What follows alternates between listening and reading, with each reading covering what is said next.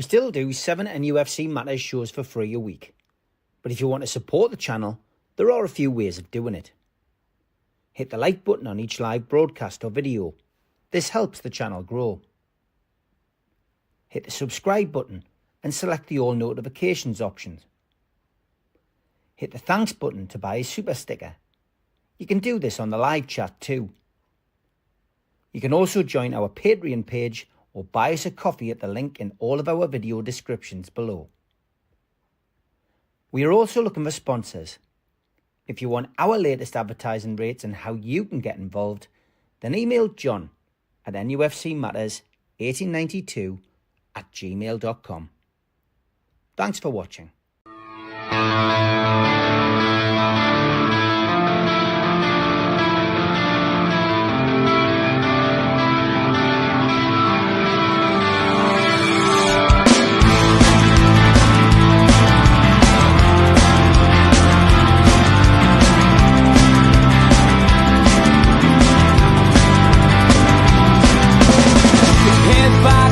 Critics attack. It feels like I've been talking to myself again.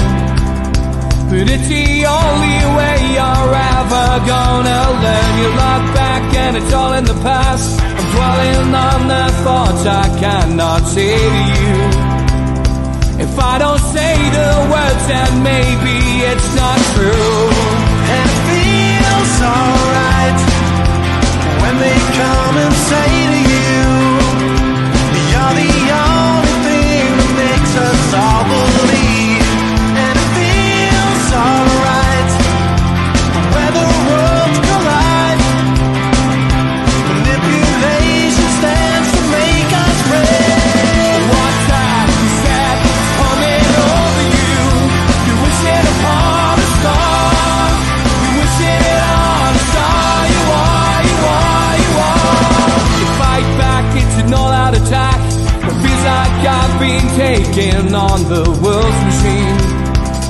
Because I want it more than anyone can dream. You look back and it's all in the past. You tell me how you live by all the things you do.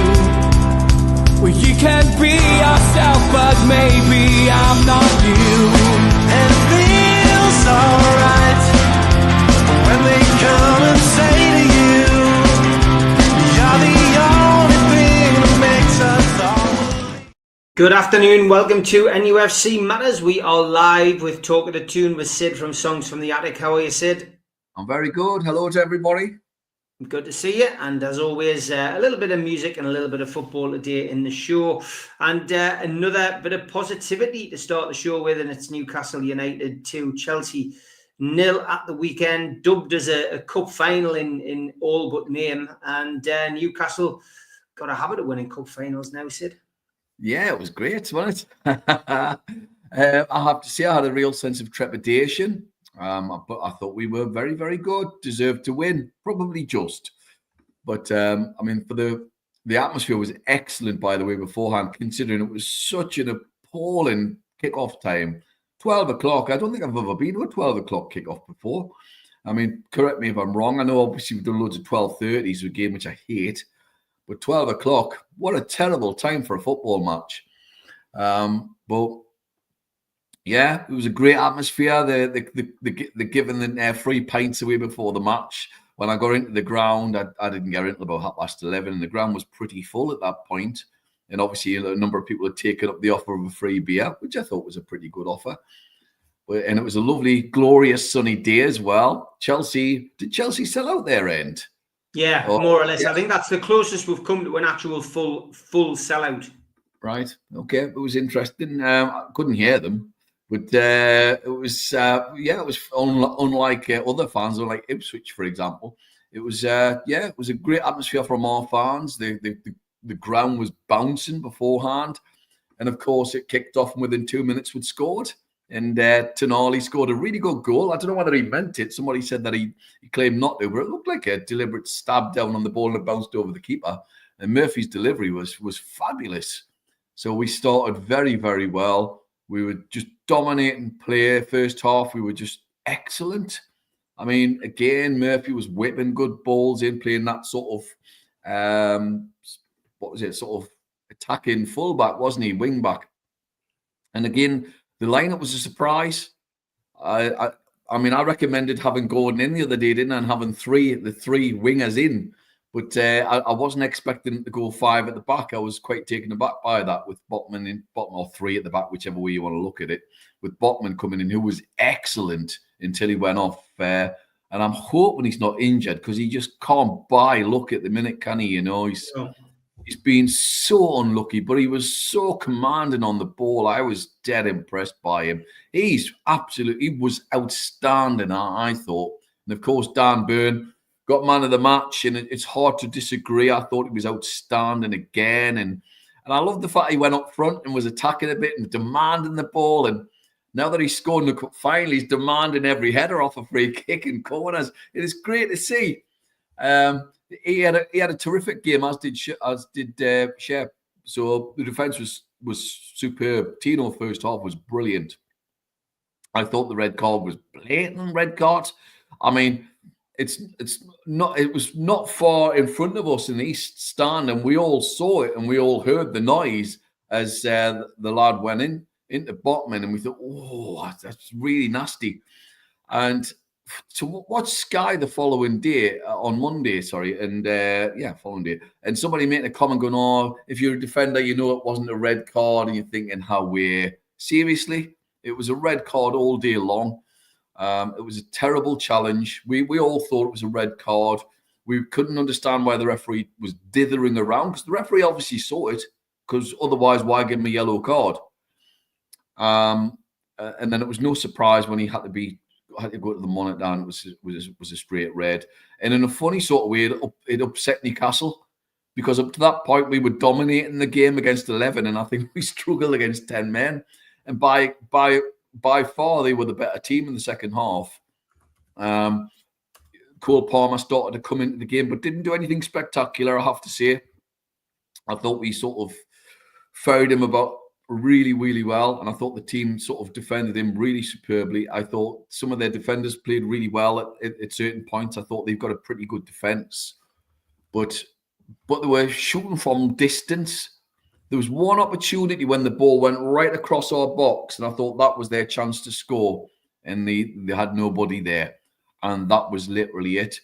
So yes, Nick Pope pulled off 2 great saves, but it sounds daft, but they didn't really threaten us. It did. At no point in the game did I think, oh, they're going to come and win here. I thought, oh, how are you, lads? We need another goal. But I didn't think we were really that pressured. You know, they had a lot of the ball, but they didn't penetrate the final third. But I thought we played well. I thought the 2 midfielders were excellent, Tonali and Bruno. Bruno had a very good game. There's nobody I can pick and go, he wasn't very good or he wasn't very good. Barnes played all right. I know he's come under a bit of criticism, but I thought he had a good first half. So yeah, it was all good.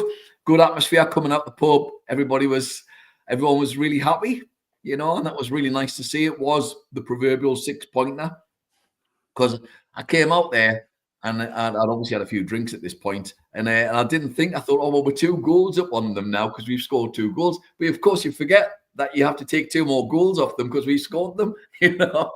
So we're 4 goals up on them at the moment, which could be really, really pivotal, you know, with the final 2 games to come. I mean, their fans were just absolutely anonymous during the whole game. But yeah, absolutely delighted and thrilled for the players. They seemed really, really happy. And the final thing that I noticed, and I know it's been highlighted since, was their manager refusing to shake hands with Jason Tyndall, which made me laugh, because the lad next to him goes, oh, look, he's not shook hands with him. I thought that was really funny. But yeah, he must be a real worky ticket on the sideline. He was asked about it in the press conference, and he said, I shook Eddie Howe's hand. That is enough. Right. So we didn't get any explanation as to why or what, but one would imagine it probably had something to do with the sending off and you know, a little bit of shenanigans going on the touchline as always. But very, very, very, very interesting. Les, I am always thoughtful. when I'm doing this show. I'm doing a multitude of things on this show and other shows, as you know. But yes, always good to hear what Sid's got to say about Newcastle as well. You made a point about the atmosphere.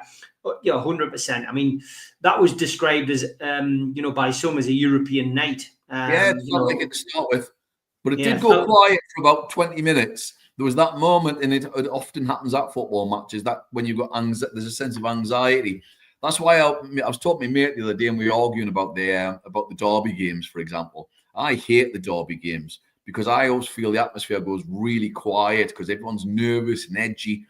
And it felt like that. It was very quiet for a short spell, and everyone was nervous and anxious and worried that they were going to go and score, despite the fact that they weren't really threatening us. And it had that sort of feel to it, that because a draw would have been a disaster. A draw would have been a really, really bad result for us. And a defeat, I think that would have probably cost us Champions League place, if I'm being honest. But we're in the driving seat. So yeah, we are. So let's look at the table now. Newcastle sitting in third place after that result. Liverpool, of course, champions now. Arsenal, though, second place, managed to scrape a draw against Liverpool. That could be vital for them in securing second place. But Newcastle are breathing down their neck. 10 goals worse off and 2 points worse off. But a win at the Emirates, which we'll look at in the second half of the show, would take Newcastle above them by a point with one game to play. Manchester City currently sitting fourth place. Their goal difference is only 1 goal better than Newcastle's. They're a point behind us. And Chelsea, who we beat at the weekend, sitting in fifth place, dented it, their opportunities, but hasn't damaged their opportunities massively. They're still in fifth place, still in that Champions League spot. Plus 19 goals, though. How important is that going to be? That goal difference. Newcastle 4 goals better off than Chelsea, 3 points better off as well. Aston Villa, the word to describe them at the moment is spawny, because that was the hardest game against Bournemouth, and they got a spawny 1-0 win. I was absolutely gutted. So that's put them on. That's put them on 6. Let's put them on 63 points in 6th place. Lastly, Nottingham Forest, 62 points. Of course, a terrible draw with their rivals, Leicester City. That's them gone for me. Leaves them on 62 points. A point, though, outside. They've got to play Chelsea. That's the game everyone's going to be talking about. If they can somehow beat West Ham away, it gives them that chance on the last game of the season to usurp one of those teams.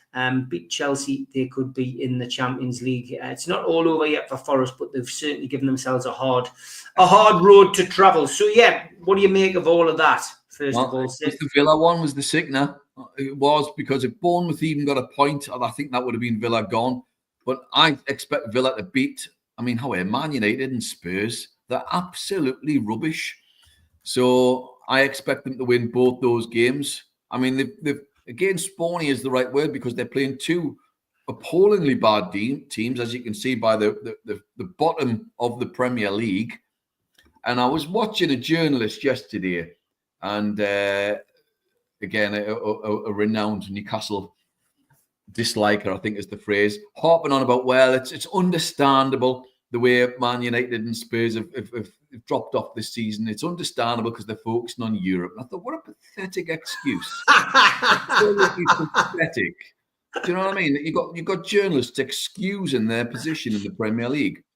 On any given season, they would be in a relegation fight at the moment, but they've come up against probably the 3 worst teams we've had for an awful long time. They're very, very lucky. I genuinely think one of these teams next year will be in a relegation fight, whichever one doesn't qualify for the Champions League.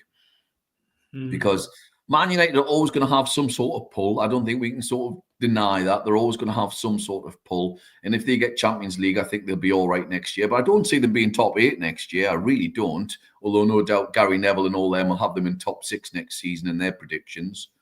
But Spurs, they could be an absolute car crash next year if they don't win, because financially they're going to really struggle to get anybody to go to their club.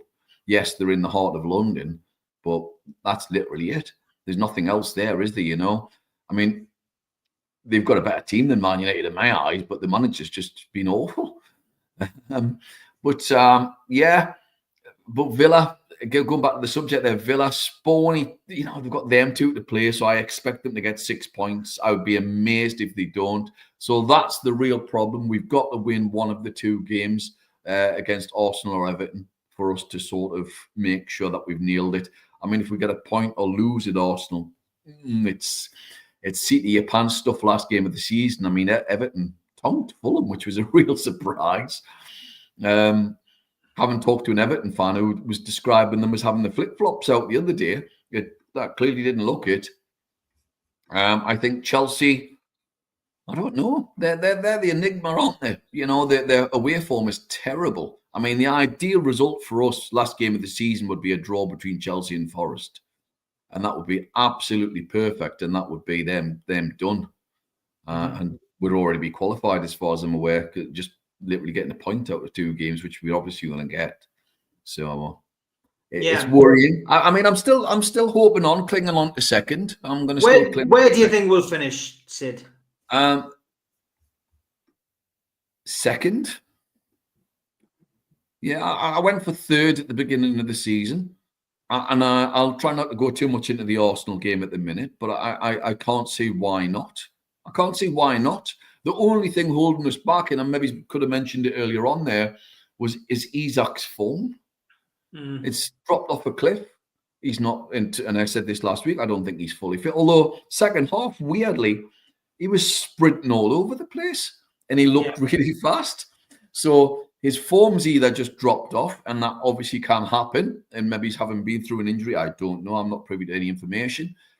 Or I don't know. I just don't know what it is. Maybe it's a lack of confidence, even from somebody who scored 25 goals. But he just needs to turn his form around a little bit, because yes, we can score goals from all over the park, but he's the main man, and he's got a great record as well against Arsenal. So I'm hoping he turns up. I hope he turns up. He'll scare the life out of them, and nothing will give me greater satisfaction than seeing us. If we win on Sunday, then we'll win the last game of the season because of the momentum. I have no doubt about it. And that would be the greatest season in my lifetime. It's already going to be the greatest season of my lifetime. Even if we end up 6th, it's going to be the greatest season of my lifetime. We've won a trophy, And I'd be gutted if we ended up 6th. It would be an absolute kick in the teeth and would probably set us back a bit. But it wouldn't be the end of the world, I mean, if you think about it as well, late November, going into December, we were all thinking, what's happening with Newcastle? We're like mid-table, we're 10th, 11th. The form was really dropped off. And you look at where we are now, we've really taken control. And if you look at the current form from Christmas, I think there's us, Villa and Liverpool are all right on a parity with each other in terms of who would win the league if we'd played like that for a full year. So, no complaints from me. And as I say, we've won a trophy, and I don't care what people say about it. It's something that I've asked for the last 40 years. I would like to see us win something, since I've started going to the match in 1981, and it's just great. So revel in it, folks, is what I'm going to say, even in worst case scenario, which I don't think will occur, Arteta already playing mind games, Sid, with these quotes after the match that the form against top 6 teams has been exemplary. They haven't lost any games to top 6 teams. Clearly, that was a dig at Newcastle. The guy's a whopper, let's be honest. And all Eddie Howe has to do, like the old football days, cut out the newspaper and stick it on the wall on the day of the game. Doesn't have to say a word. Just cut out the newspaper or whatever it may be, or print out some headline, slap it on the wall, or it'll be an electronic whiteboard that they'll have these days, and just say, there you go, lads. Just put him in his place. That's all they need. To do.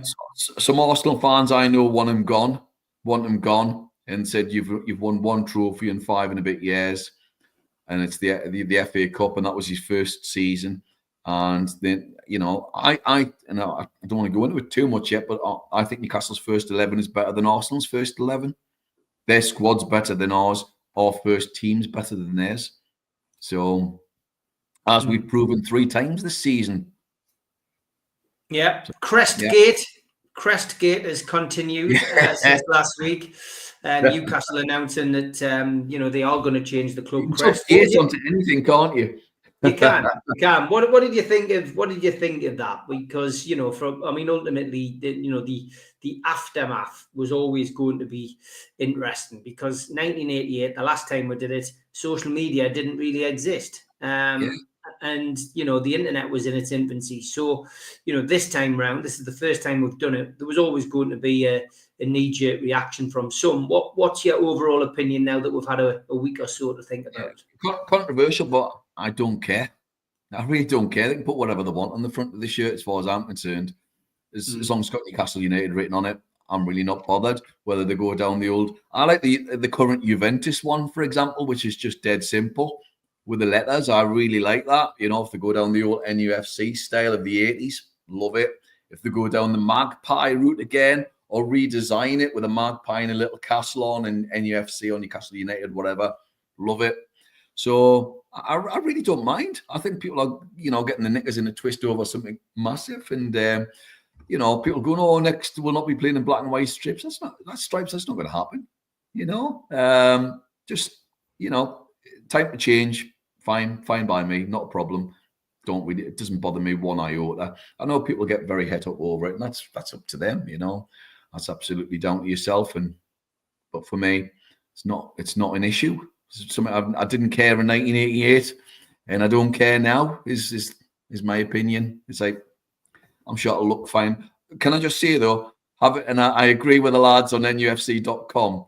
If it's anything to do with that ridiculous example of that's doing the rounds on I think Liam Kennedy's newspaper put some sort of example on. That was so bad. I posted an image of, was it done by the same guy who, you remember that Shearer tattoo on somebody's back? Yes.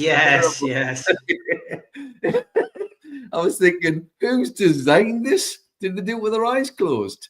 It's seriously, come on. And it's like, can I just talk about the design of the strip as well? I don't like it. And it's, somebody made a point the other day of Castor come up with some great designs, but as a manufacturer weren't the best in terms of delivery and maybe the quality a little bit. I never had a problem with it, but I know many did. But if Adidas designed like Castor, I'd be absolutely delighted. I mean, I think it looks cheap, but that's just my personal view. I'm sure I maybe grew up to like it over time. I'd rather something a little bit more inspiring. But again, it'll come back to the badge thing as well. We're all intrigued to see what's going to happen. They've obviously probably already made their mind up, but I think they have to go through some sort of system now, don't they, with regards to it. Yeah. Trolls, I believe the seahorses were the part of the original coat of arms of the city. I think that was partly the reason they were incorporated in the badge. I think if you catch up with the Amigos on Friday, because we've had to pre-record that, I'm pretty sure George mentions that. So have a look on the Amigos on Friday, and George. Let's do the sea, and I've got I had the 70 strip on the other day last week, and that's obviously got the seahorses on as well, Yeah. I like that, but just something simple as we are with it, but please not that awful example on Liam's newspaper. That was so badly done. I mean, the fact that NUFC.com described it as laughable was the exact phrase. I absolutely concur with their statement. So please no. It's just something simple and nice. I was a big fan of the magpie, I have to say, but something. Although everyone's hopping about having 2 magpies or whatever you want on it, but yeah, it's up to them. I'm sure, but hopefully, fingers crossed, it'll be good. Just as well, we haven't really touched on it on any of the shows, but Newcastle have announced a pretty big friendly in the summer. Celtic, Saturday, 19th of July. Limited tickets available now. I managed to get mine yesterday. How are you going, are you? Yeah, the tickets, I think they were down to about 150 yesterday, so that will be well and truly down now. I think they're down to 7 points, 6 at 2 p.m. So that'll be now. So yeah, 2 o'clock, it's down to 6 points. So you should be able to get a Celtic ticket if you apply. But yeah, that's a huge friendly for Newcastle. I mean, for the fans, and 7,200 Geordies travelling up to Glasgow. It'll be some day that. It will be good crack. The last time I saw Celtic was the Peter Biesi testimonial. I'd never smelt the Gallagher stink of whiskey so much in all my life. It was just incredible. The smell was overpowering. There's obviously a number of Celtic fans in there, and the smell was pervading around the ground. But it should be good. And interestingly, of course, there's rumours of Dubravka possibly going to Celtic as well, isn't there? So that might be one to watch. Interesting as well, of course, Eddie Howe apparently had a job interview for Celtic, but the reason he didn't go to Celtic was because they wouldn't take on all of his backroom staff. Yeah, it is. And he got labelled for a little bit, didn't he? Because it's as if he should jump at the first chance to join a big club. And Celtic are a big club, even though it's a terrible league. The Scottish league is atrociously bad. It should be good. I like that. I like the fact that you've got Celtic. Yeah, we all linked with the Celtic winger, and he's really, really good. I really, really rate him. I can never remember his name though, but he looks really good. I think it's a great fixture. I like a bit more of that would be nice actually. And of course, we'll find out what's happening at St James's Park in August as well when they do the little tournament that they regularly have on. Yeah, usually have the Cellar Cup, don't they? Yeah, Celtic's a great one in terms of preparation for the Champions League. And also, of course, it prepares them, fingers crossed, for the Champions League, because that's some of the type of opposition that you might well get. Yeah. Good to see they're not doing an end of season trip. That didn't go down too well with Newcastle's players, I don't think. Yeah, last year, the money, obviously money must have been met. Well, it was, of course, because we sold Anderson and Minte. Yeah. But that was the only reason for it. That was crazy, that really, in hindsight. Just let the lads finish, because, of course, Bruno and possibly Big Joe, I'm not sure he'll be fit. They've got the world qualifiers as well, haven't they, for Brazil? So he won't really get much of a break until the back end of June. So he'll get like 3 or 4 week break, which is not that long, I suppose, in terms of a break as a footballer. So it'll be interesting to see Eddie how sort of breaks him back in again. Yeah. Good to see Alan Harrison in the chat. He says, "What's really unalterable about our club? The name, the colours certainly, but not the players, not the ground, and probably not the badge." Yeah, I think well put, Alan. It's true. It's at the end of the day, from our perspective, we don't really have a choice. We've never had a choice. It's always been the owners who've made the choices, and we've just had to go along with it. There was no. I'd rather they just have come out and said, "This is the new design." Nowadays that would have just created an absolute storm. I mean, at least this way, this ownership can't be accused of not speaking to the fans and communicating with the fans. We might not like it the way they do it. People might have issues with the FAB, but at the same time, it's better than what we had under previous regimes. At least we're being asked. At least season ticket holders and members are being surveyed and asked, what would you like? What is important to you? And, some people are saying that the decision's probably already been made and they've probably already done the badge. But it doesn't matter, does it? We'll never know. And from our perspective, we will ultimately have to get on with it. And you're right, Dave. Do any of us support the Toon because we've got a nice badge?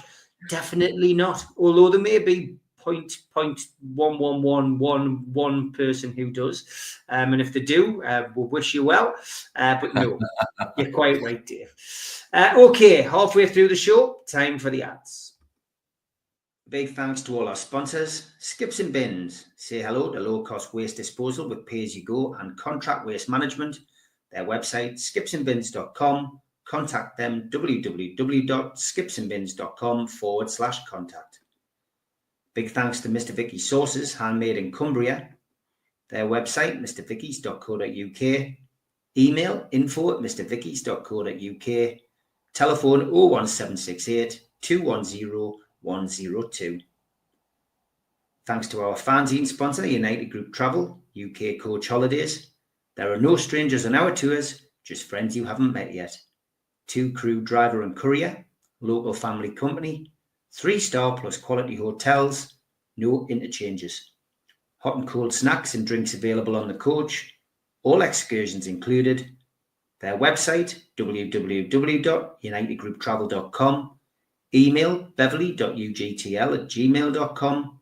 Telephone 01670 632 460 or mobile 0791 666 4174. A big thanks to Media Arts for all the technical side of things. And if you want to listen to us as a podcast, you can find us on Sport Social Podcast Network. We're also available on iTunes, Spotify, and other podcast providers. If you want to support the channel, then hit the subscribe button. We still do 7 shows a week. Hit the like button, which is the thumb underneath this video, and click share to your social media. You could also take out a monthly membership or an annual membership at nufcmatterspodcast.co.uk. For the lifetime membership, you can pay £25 and get a pen, a beer mat, a fridge magnet, a badge and a keyring and your membership card and entry into the monthly draw. Some events coming up: 27th of June 2025, the end of season party. Beresford, Howie and Watson will be at the Tyneside Irish Centre with Joe Allen in aid of North Tyneside Age UK. You can get your tickets for that one from nufcmatterspodcast.co.uk or from Woucher. No Covers takes place at the Clooney. That's on the 29th of June, midday till 3:45, and tickets are £10 from theclooney.com or newcastlelegends.com.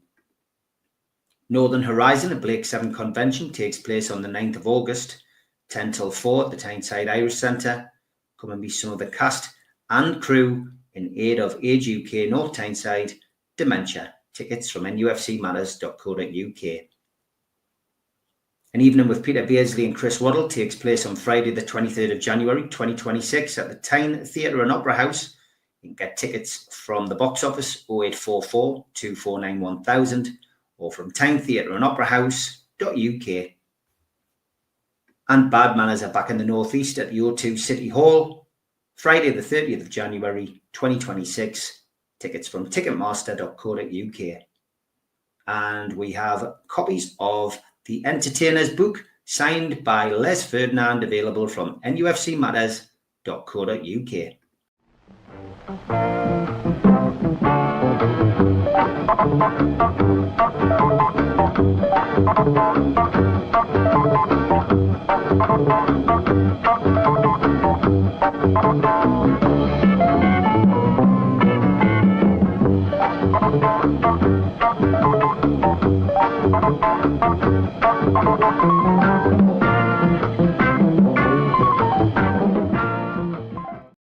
And it's that part of the show where we welcome Rob. He says, greetings from Wallsend. How are you, Rob? I'm not too bad. I'm okay. Just listening to you guys talking about the strip. And like I said to you, Steve, I just think it looks brutal with the badge being in between the stripes. It just looks unfinished.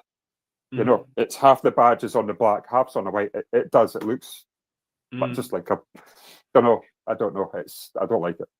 Well, it'll be interesting to see what they come up with. I'm always interested to see what you come up with and what you don't come up with. And what you're not coming up with this week is Porno Sonic.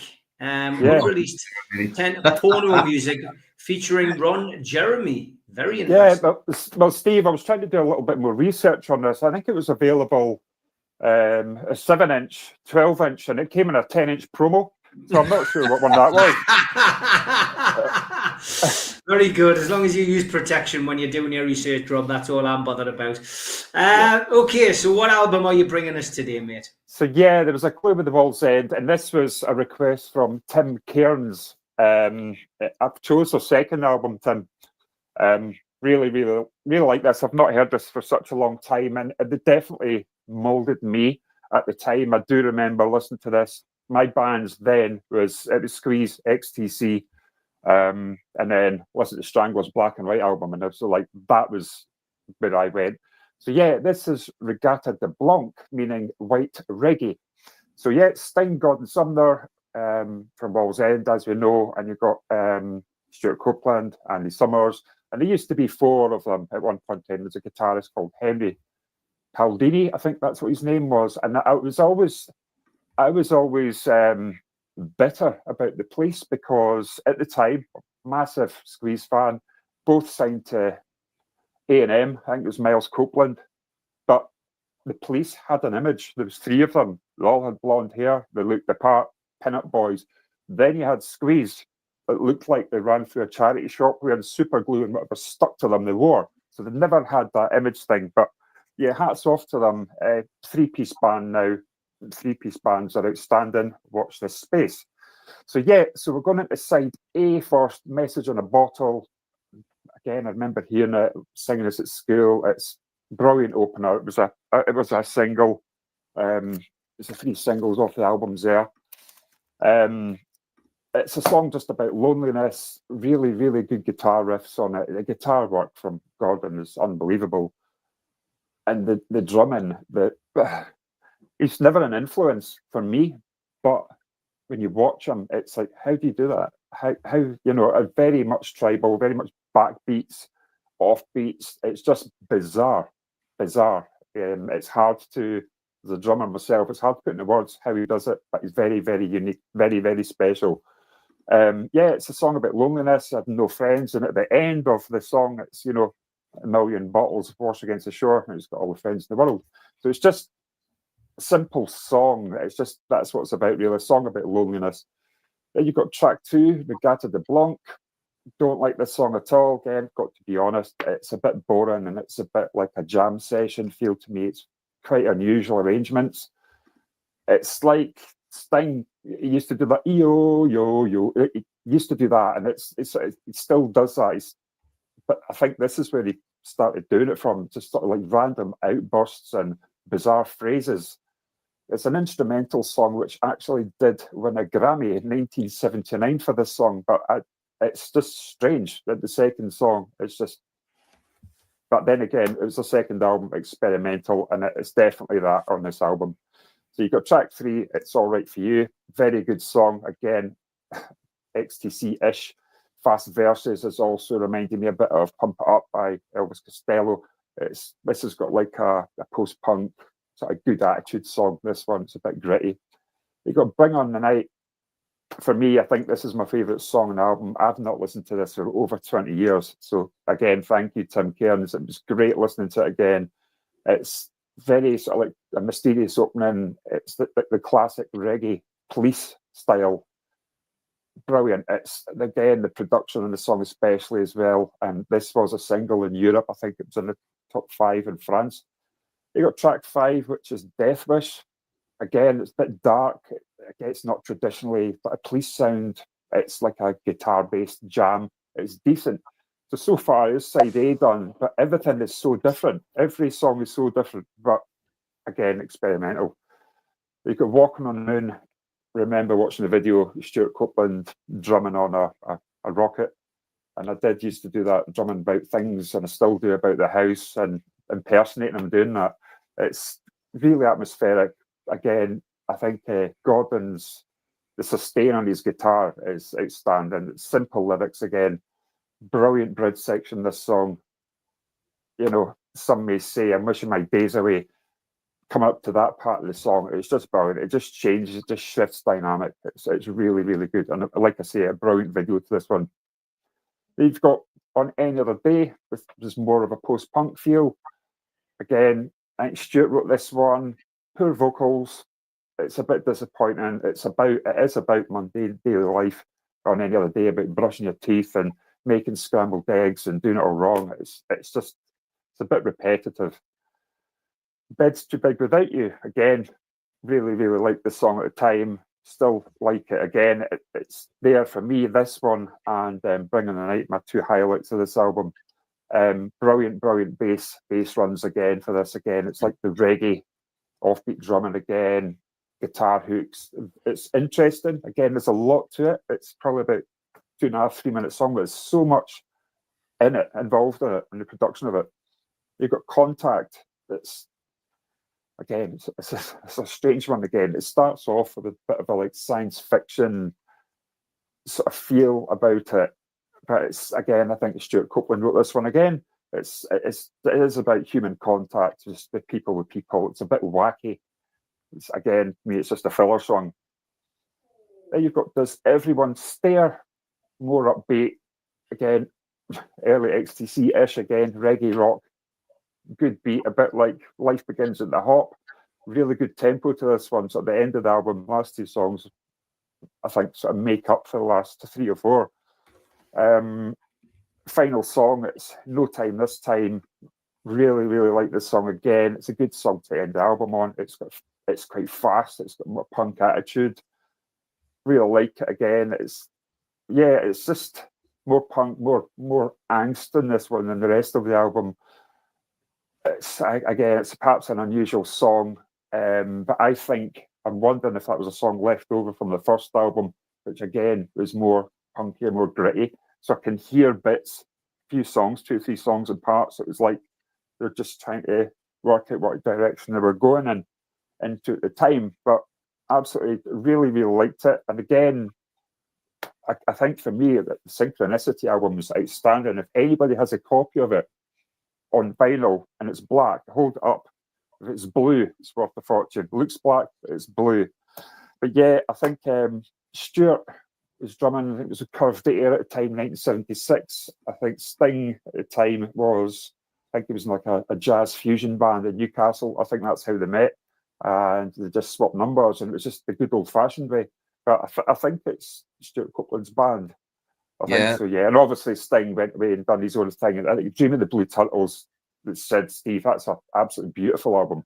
It's lovely. It's really, really, really good. And again, I think that's Sting going back to his roots, like Jules Holland did with his solo stuff as well, and just capturing what he missed out on, what he should have done earlier in his career. So yeah, I'm going to give that an 8.5 out of 10.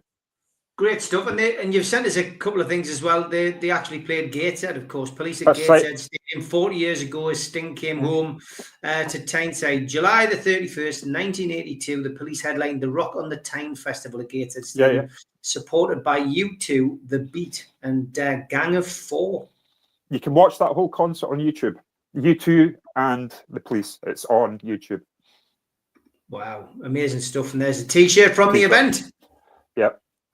Great stuff. Excellent. Yeah. Great album as well.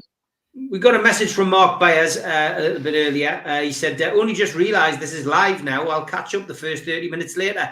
At least I joined in time for Sid to review Rita Sue and Bob too. I've also got a question from Gary V, which I'll throw at you when you've finished what you're bringing Rita Sue and Bob too. Yeah, you can do that next week.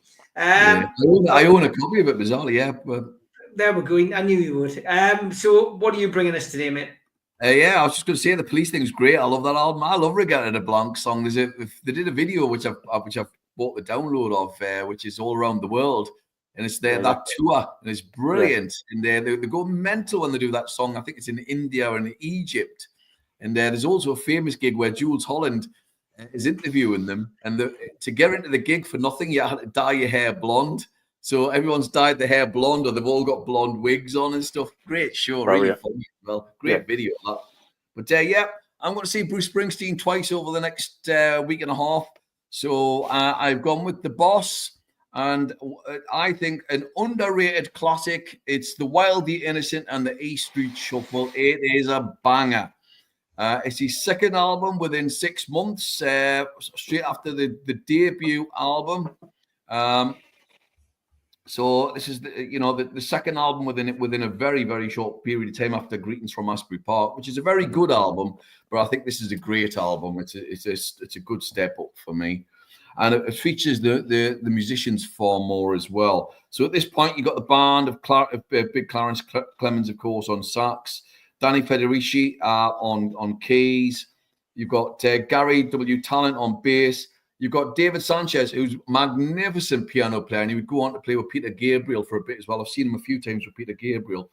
And then you've got Vinny Mad Dog Lopez on drums, who was also a very, very good drummer. But he's probably had a bit more swing and groove to him than the Mighty Max, but he is a great drummer. And Mighty Max is a great drummer, may I add. It's just a top album. There's not that many tracks on it. They could have really released this as a double if they'd wanted. He'd recorded so many songs that didn't make it, like The Promise and Fever, which are great songs. But anyway, it kicks off. Rolling Stones, actually, give you a quick summary of it. Actually, for once, because I think they're normally rubbish, got to give a good summary of this. which said it's a masterpiece. It's cinematic and it's sweeping, densely poetic with its vignettes of urban dreams and adolescence restlessness. And I thought, wow, that really does sum up the album actually really, really well. So it's superb. And of course, Springsteen looking a bit like Serpico on the front cover, which I always sort of quite like. Starts off with the really funky groove of the A Street Shuffle, which has got a proper groove in the band, or just, you know, funking along, if you like, the funk groove. It's really joyous, lovely sort of wah guitar on it as well, which is brilliant.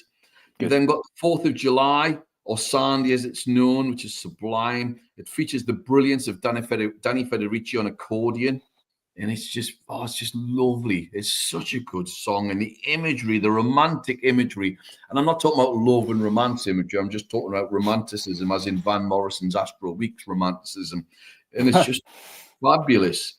It's and ever since he's done this live, he's always dedicated to Danny Federici, who's passed away. But he always describes it as his song because he featured so well on it. Kitty's Back in Town's brilliant. Springsteen's great blues guitar really shines out on that. We've then got Billy's Wild Billy's Circus Story, and it's weird because it features a tuba. There are not many great songs that feature a tuba, and this does. And it's the tuba and the acoustic guitar stand out. Again, that romantic imagery of the circus. It's beautiful, really, really well put together. It's a real standout piece. You've then got the incident on 57th Street, sorry, and you've got Springsteen introducing a character called Spanish Johnny, which is great. Magnificent lyrics. We've then got Rosalita, which he still does live. I think was it the last time or the time before I seen him do Rosalita, I was buzzing. It's just about he's going out with a girl and the dad doesn't like him. And he's saying, hey, up yours, basically. I'm going to become a rock and roll star and all the rest of it, and that's fab. And then finally, my favorite track on the album, and possibly my favorite ever Springsteen song, is New York City Serenade. It's about walking around Manhattan. It's got links to heroin. It's got links to what he's observing in life, being about a young man and observing life and enjoying it as well. And the structure of the song is magnificent. It really is. It's sublime piece of writing. The musicianship is just incredible. The production is brilliant as well. And I know people always start off, and I'm not going to say don't. Most people start off with Born to Run as an album, or Born in the USA, another great album actually. But the first album I ever got into was this one, The Wild and the Innocent and the E Street Shuffle. And I got into it when I had the record shop. And of course, it was after Born in the USA, so I didn't get to see him tour on that tour. And this blew me mind. It was just one of those albums I go, oh, wow, it's clicked. I get it. I understand why they love Bruce Springsteen. So it's a 5-star, absolute classic in my opinion. It's an absolute banger. So go and check it. I've been trying to recommend it to my youngest who got into Springsteen recently. So this is the one I've sort of pushed her towards a little bit more.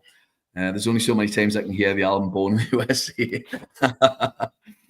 And for TV or film, I've gone with Boys from the Black Stuff. Yes. Which is incredible, actually. And the reason why I picked it is because Newcastle Theatre Royal have got it on in the next week or so. And I saw it in London about 6 months back, the production on stage, and it was magnificent. So if you're lucky enough to be able to go to the theatre, then I would highly recommend it. It's one of those shows, isn't it? It's one of those shows that sort of changes your life a little bit. And it came out in 1982. I mean, I watched the Play for Today, which was released in 1980, which was called Black Stuff. And then the main series was given the go-ahead, and it was released in 1982, and it was shot in 81, 82. But most of the scripts were written in 78, 79, just before Thatcher got in. She got in May 79. So it's seen as a criticism of Thatcher's Britain as well, which I think it does superbly, of course. It's a damning criticism of Thatcherism. There's only 6 episodes altogether, 5 in this, and then they sort of Play for Today beforehand. So it's just superb. It's bleak. So if you're in a sad and down mood, don't watch Boys from the Black Stuff, because it ain't going to cheer you up. And in many ways, Auf Wiedersehen, Pep, was almost its like positive sister show.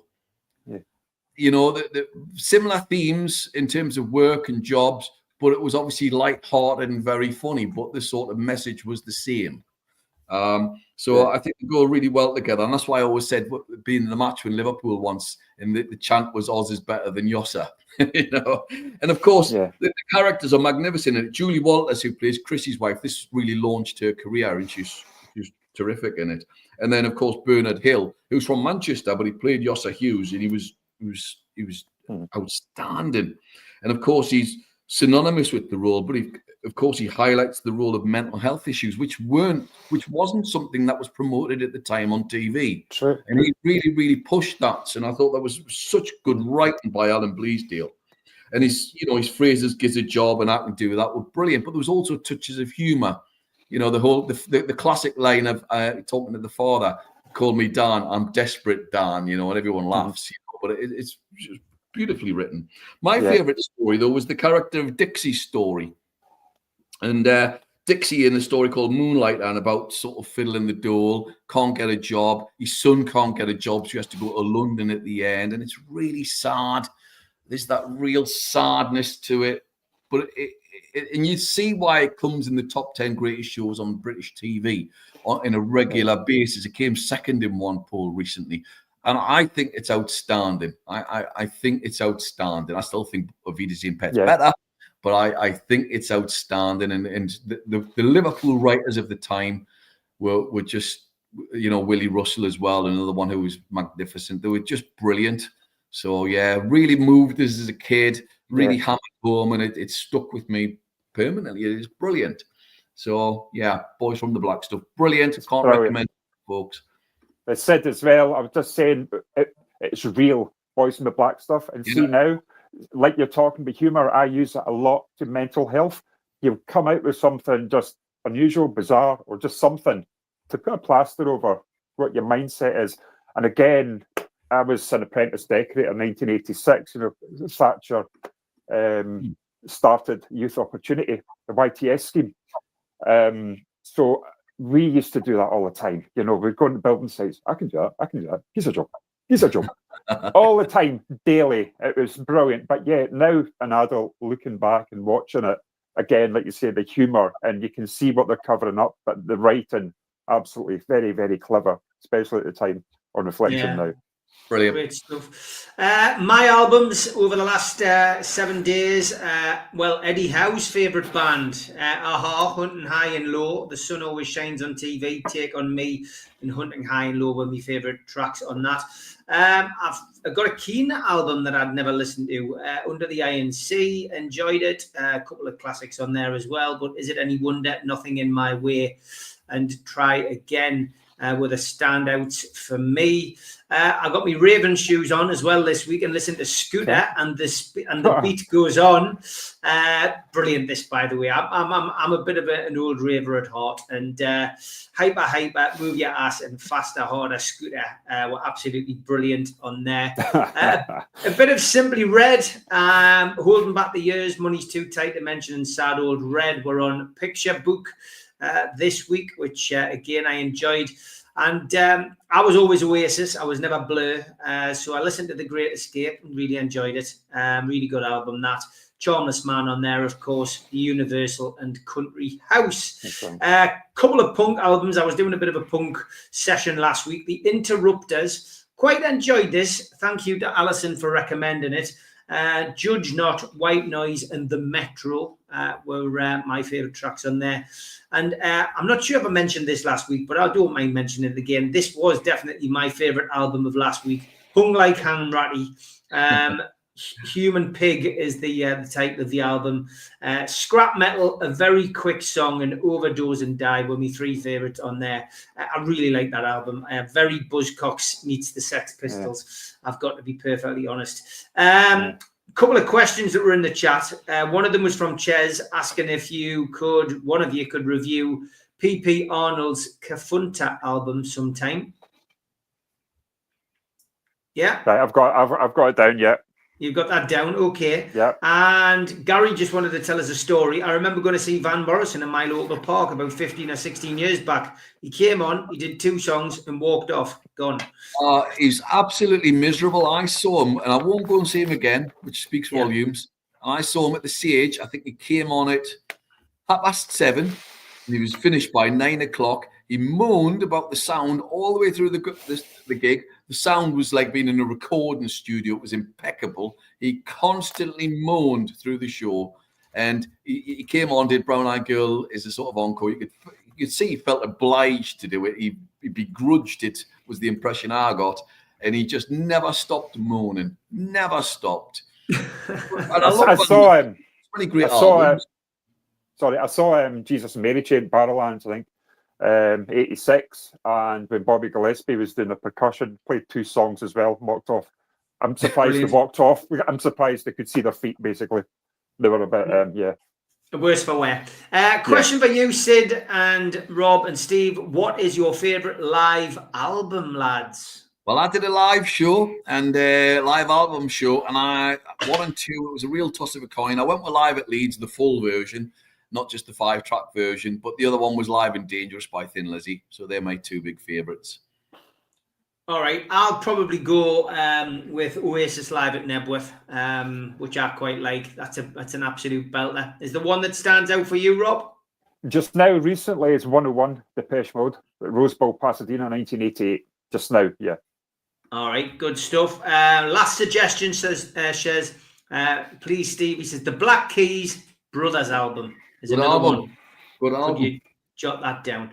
Okay, great stuff. Rob, thank you very much. We will be going into a little break next week, I think. I've got a busy week next week. I've got to sort out all the lives. Not sure whether we'll get many live shows done next week. I'm away as well, so it's probably... You're away as well, which is perfect. So we will be back with Rob over the next couple of weeks. Keep an eye out on the programs get set. And Rob, thanks very much, mate. Take care, man. Look after yourself. Cheers now. Bye-bye. Okay, just time to look ahead to Newcastle United's trip to Arsenal, which is our... there's somebody chopping a tree down outside my street here, so... we can't hear it. Yeah, right, we can't hear it. We can't hear it. Newcastle's final away game of the season. It's a 4:30 kickoff on Sunday at the Emirates, live on Sky Sports. Don't forget, if you are going to the match and then you need to send your ticket on to somebody, even forward the ticket. That opens at 4:30 on Thursday and ends at 11:30 on Sunday. If you are intending to forward your ticket, please remember it's a limit of 2 per season. Don't download it, otherwise it needs to be reissued, which is an absolute pain in the backside. Newcastle go in search of an unprecedented 4th victory and clean sheet against Mikel Arteta's side this season, after the 1-0 win at St James's Park, followed by the 2 Carabao Cup wins, 2-0 in London and 2-0 on Tyneside. Early team news: Lewis Hall and Matt Targett will miss out. No news, of course, on Joe Linton, Kieran Trippier, Joe Willock or Sven Botman. Eddie Howe will or will not tell us on Friday what the situation is. We do know, as far as Arsenal are concerned, that Mikel Merino is suspended after his dismissal against Liverpool. Declan Rice is doubtful. He missed the 2-2 draw at Anfield with Liverpool with an unspecified injury. Gabriel Jesus, Gabriel Magalhaes and Takehiro Tomiyasu won't be involved. Kai Havertz may feature, though. Referee is Simon Hooper. The Wiltshire-based referee makes his 5th appearance of the season in the middle of one of our games. That began with defeats at Chelsea and Brentford. He then took charge of the 2-0 win at Old Trafford and the 2-0 Carabao Cup second leg success against Arsenal at St James's Park. VAR is Michael Salisbury. So this is our second last game of the season. Win this, we go second, and we're in the Champions League, Sid. Yeah, I think a lot comes down to injuries. I think if Sven plays, I'm really, really confident. If Big Joe plays, then I'm sort of hyper confident. But I think a lot does come down to the injuries. It depends on who will play. I'm confident. I'm more confident about this than I was the Chelsea game, funnily enough. I just am. I think we've got it over them, and I'm going 3-1. So I'm going to go for a 3-1. Yeah, I am fairly confident. Yeah. Even if they score first, I am. And I know their fans don't like it, but yeah, I know some of them are a bit anxious about it. But I'm fairly confident about the whole thing. But a lot of it does come down to the team selection. If Sven's back, I think that's a big deal because I think he'll go 5 again at the back. Yeah, I'm going 2-0. I'm very confident. I think Newcastle will win 2-0. And that is it for Talk of the Toon. Thank you for watching. Thanks to Rob for joining us. Thanks to Sid. Enjoy your break, Sid. Catch you after your holidays. Take care. You too. Take care, folks. Bye-bye.